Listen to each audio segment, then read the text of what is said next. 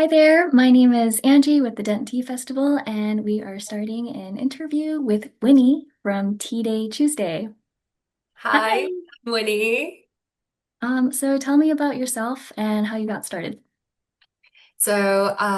I started drinking tea, I guess, as a kid. Like, I'm Cantonese, so very naturally we drink tea when I grew up. I was born and raised in Macau as well. So tea is just something that you always have for family gatherings or anywhere you go.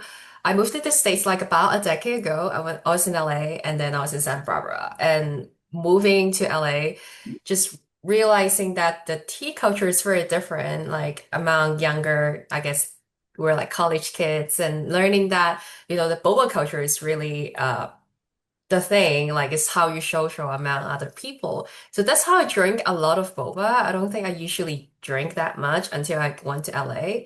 And then when I go to school in Santa Barbara, I just had like I guess another culture shock is that there's barely any tea out there. So this is very different. So I feel like I'm more and more distant from tea. So I started making my own tea at home and realizing that, oh, that's not how boba usually tastes like. And but then that's kind of how I started drinking pure tea more because I learned how to understand the ingredient because I was trying to recreate boba, but I couldn't because I didn't understand how they make it or the ratio or anything. So that's where I started my creating the tea journey. And then about in COVID, I moved to Austin. So that was like a completely new place again. So I feel like restarting and there was COVID, there wasn't much happening. So I just started drinking more tea, but this time I was like going really deep into it, into reading books. I think at first I started reading books first. I somehow just go like, I want to reconnect to my culture. There's not a lot of Cantonese around. There's not really much that I know about the city. And, just COVID, we all have lockdown. So I started reading books. So I ordered a lot of books from both from China and both from Taiwan. And they both have established a lot of books on tea on different culture, like World of Tea or tea from Japan or Taiwan or China. So I bought a lot of books and I started reading. And I just naturally got curious because I have no idea that there's so many, like I knew that there was different types of tea, but I didn't know what that means or what is inside of that type of tea. So I started reading these tea that I have no idea how you even pronounce the words. And I was just curious, what does that mean when they say it's very clear, it's very like refreshing? Like, what do you mean by refreshing? Because to me, refreshing could be something icy, something lemon. But what does it mean when they describe that tea as refreshing or very robust? So there's a lot of terms that I guess I just got curious.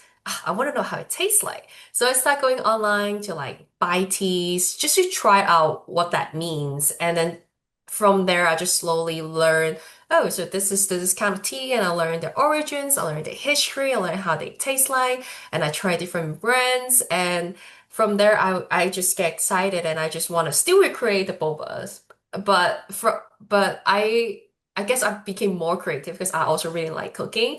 So I just started using like local ingredients because in Austin, like in Texas in general, there's a lot of like local farms, local ingredients.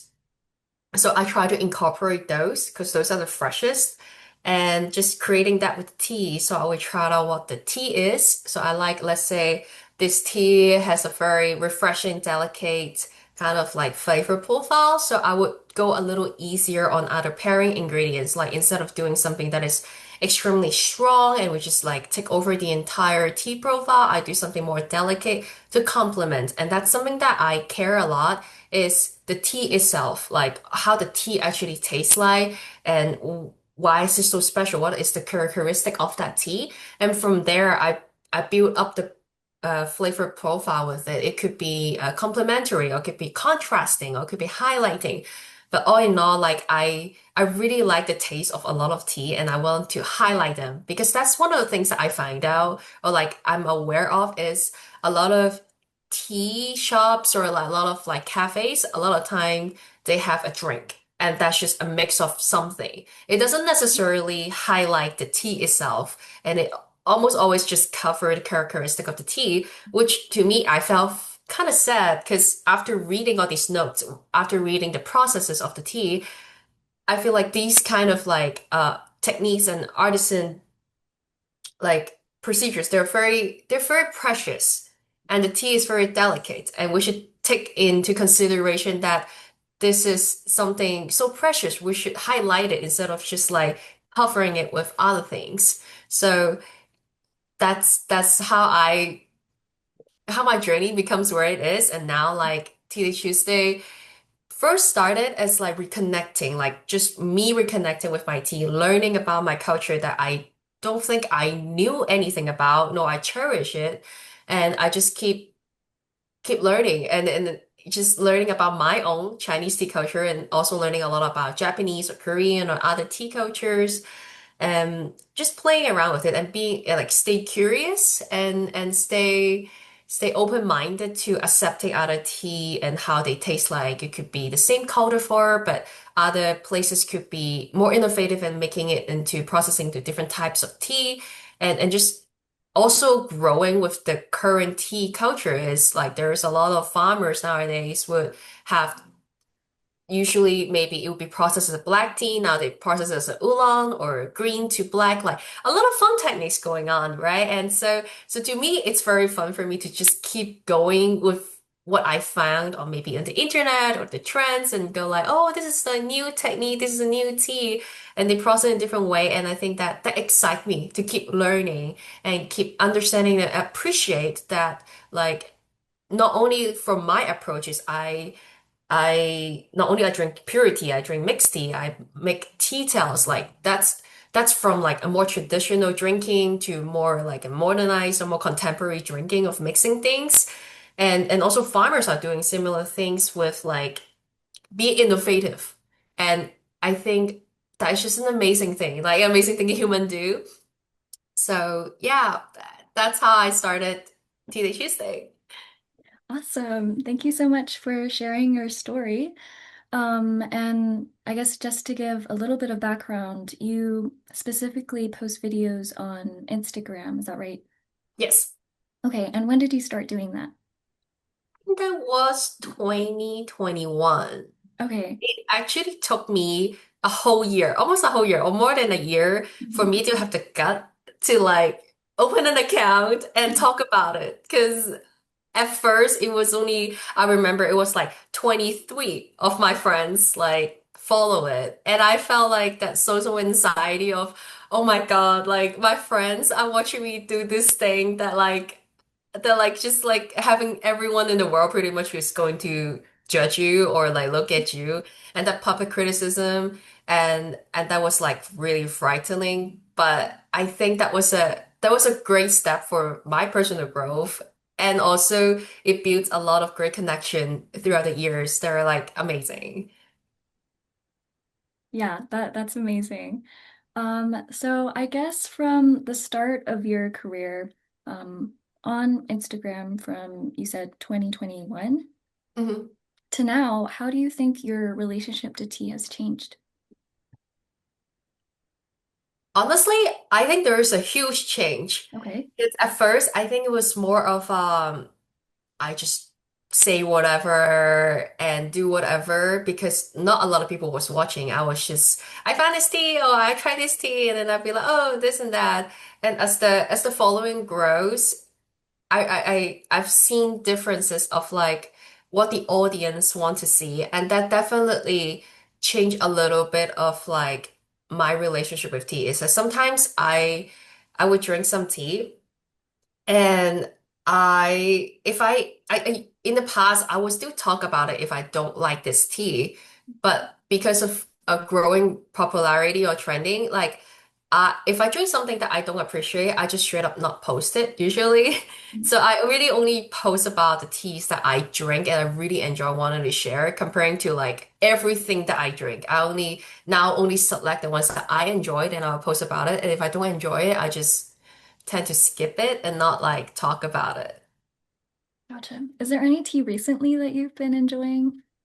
Yes, I do. Oh my God, that's a great question. Because recently I do be trying a lot of different new tea, and one of which is a Magnolia or Mongolia. I think it's Mongolia green tea by Trafolio. So they recently reached out and they would like me to try, and I have no idea what to expect because I've never had magnolia in green tea before. I've had it in oolongs, and usually it's very light aroma. It's not very intense because oolongs do shine very brightly in that. But for this one, it's a green tea. And I was a little worried about what I'm expected because I've never drank from that brand before. And from my experience, blending floral with green tea, it could be either really good or really not good. And that one was a really, really good one. And I was reading into the website like how they did it. They're pretty much similar to how they process like a jasmine silver needle where they like lay over the flowers over and over, just like rose black tea as well. Like they're preserving that a traditional technique, and that magnolia flower was so intense. It was so intense when I opened it up and when I brew it. The first two brew was very strong with that magnolia scent, but the green tea was also just right there too. Like they're not like nothing is overshadowing each other. They're really, really complementing with each other, which is really, really awesome. And it was such a pleasant to drink on, especially I love flowers and magnolia is not common in the US market to find. So that's like a little precious gem that I really enjoy recently. Wow, that sounds wonderful. I'll have to try it. hmm What is something you wish more people knew about tea?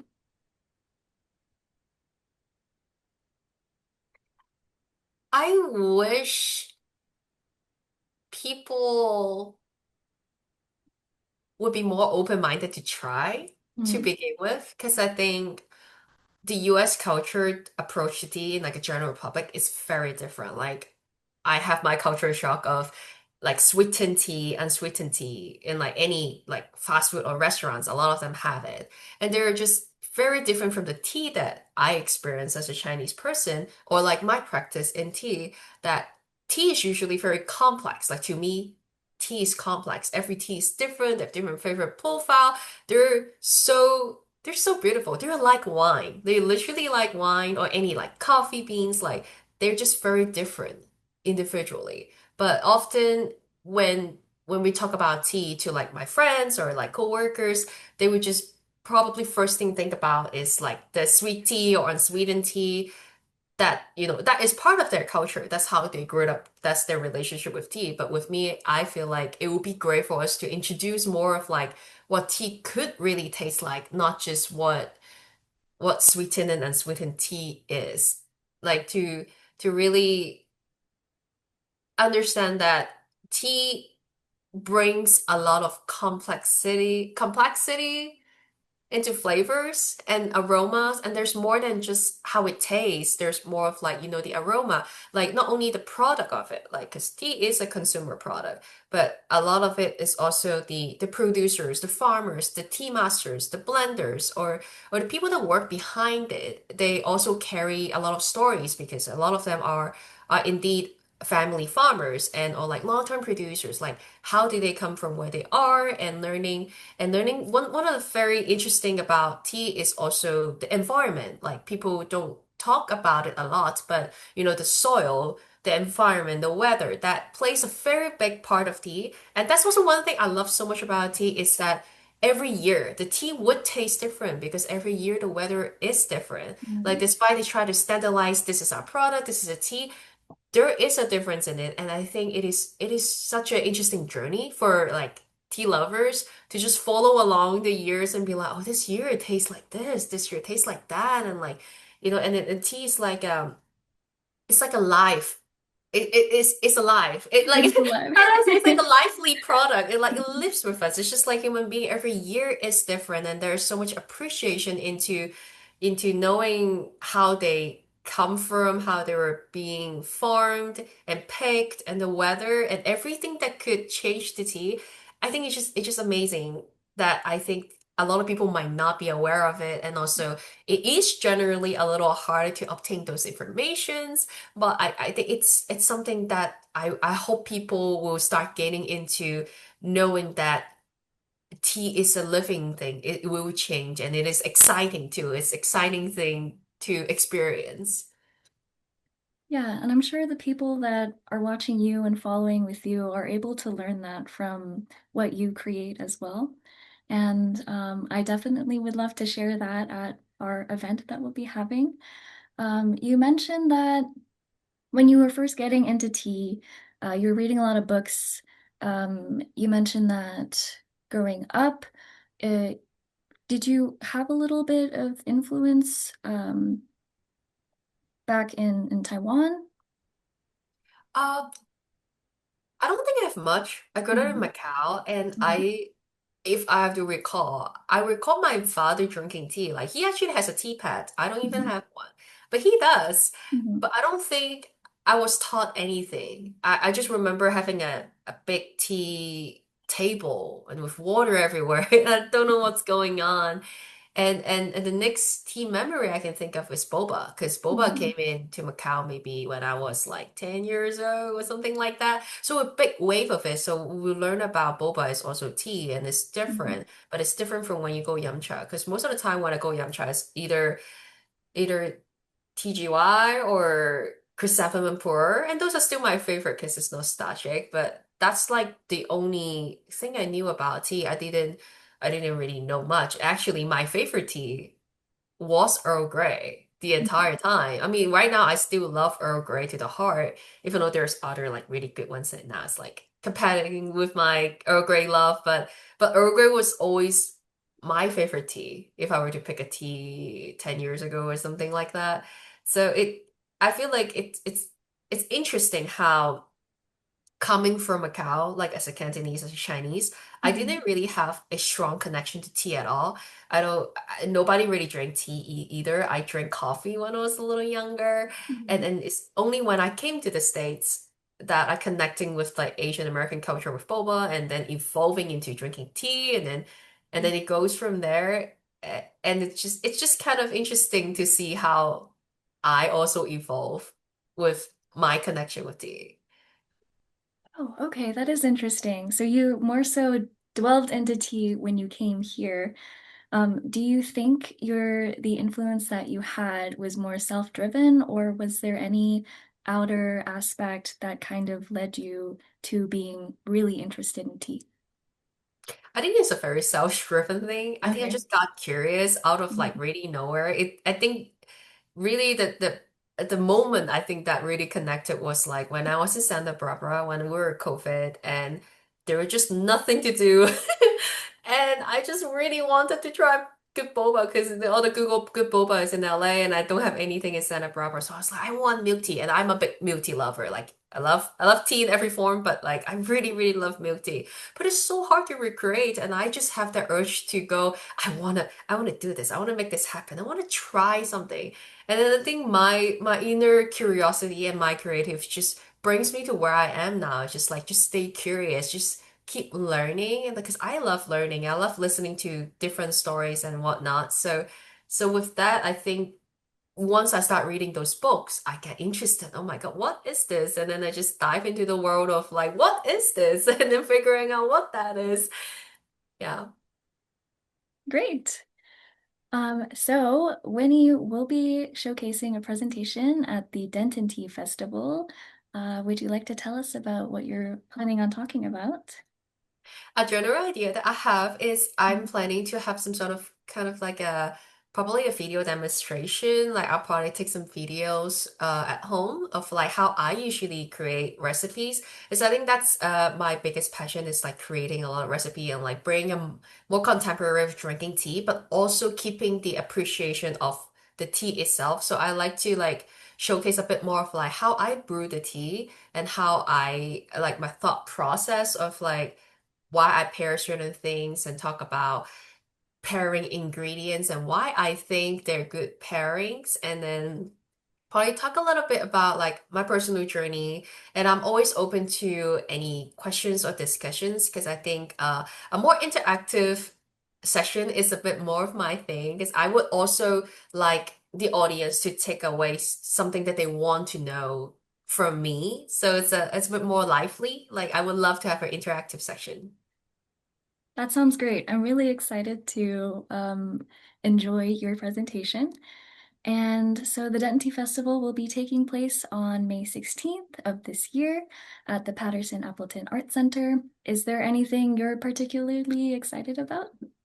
I'm excited to like attend and like just connect with other tea lovers because I haven't found any tea festival in like Texas or in Austin in general. So I'm really excited to attend and I like I love meeting new people and I think like tea culture and tea community are one of the best communities out here.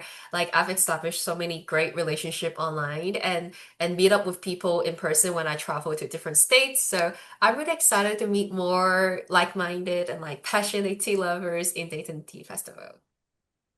Great. And that should conclude our interview. Thank you so much for meeting with us today, and we will see you on May 16th. Awesome. I'll see you then. All right.